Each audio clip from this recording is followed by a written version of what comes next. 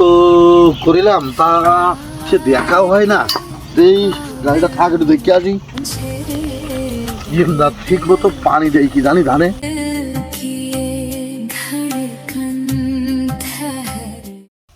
আরে আল্লাহ, পানি দেয় না আমরা, আমি করি আজকে বারে ফাইটে মাটি ফাইটে কি হয়ে গেছে।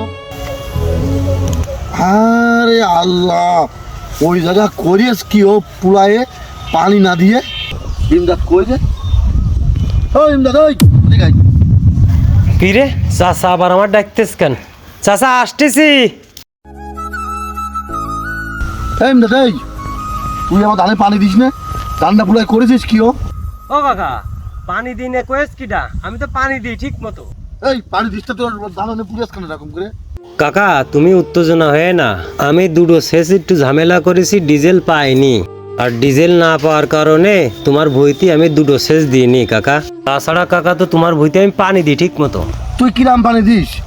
ও দেখা যাচ্ছে পুড়িয়ে গেছে, মাটি ফেরিয়ে গেছে, তুই ডিজেল পাইস কি না পাইস আমি কি করবো? তোর সিজনে তো টাকা আনিস ঠিক মতো, 4000 টাকা।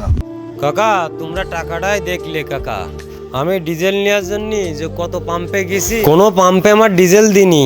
যাই হোক ইমদাদ, আমার ধান তো বেশি না, ধান করি আমি অল্প, তো যেগুলো ধান হয় ওটা খুঁয়ে আমার খাইয়ে বাড়িতে গেছে নিয়ে বেঁচে থাকি। তা যাই হোক, কিছু মনে করিস না, এবার একটু তেলের সংকট আসছে দেখে বলতেছি, তা তেল একটু ম্যানেজ করে তারটা শেষ তাহলে আমার দিয়ে দিয়ে নে, তাইলে ধান হবে না। কাকা ঠিক আছে, তুমি তো ব্যস্ত মানুষ, তুমি ইজি বাইক চালাও, ঠিক মতন তো মাঠে ঘাটে আসো না। ঠিক আছে যাও, আমি এই শেষটা ভালোভাবে দিয়ে দেবান। তাহলে ঠিক আছে, আমি চলে গেলাম, আমার তো আসলে সময় সুযোগ হয় না, আমি তাহলে চলে গেলাম। আচ্ছা ঠিক আছে কাকা, আমি ঠিক মতন পানি দেবানে, তাহলে তুমি যাও। ঠিক আছে। গরমও পড়তেছে, আজ 3 দিন ধরে বইটা নিড়ছি তো শেষই করতে পারলাম না। এদিকে বেলাও তো মেলা হয়েছে, বাড়ি যেতে হবে। কিরে মনি, আমি স্কুল থেকে চলে আসলাম, তুমি এখনো বাড়ি যাওনি? আর বাপ কইস নে, যে গরম পড়তেছে মনে করলাম আর দুটো পাই ছিল তাই উঠেই যাবো, একটু দেরি হয়ে গেছে।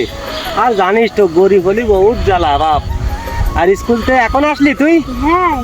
আচ্ছা বাপ, তোর তো স্কুল ছুটি দিয়েছে, তাহলে চল, আর 2 পাই মতন আছে, কালকে এসে নিড়বানে, আর এখন নিড়বো না, বাড়ি চল।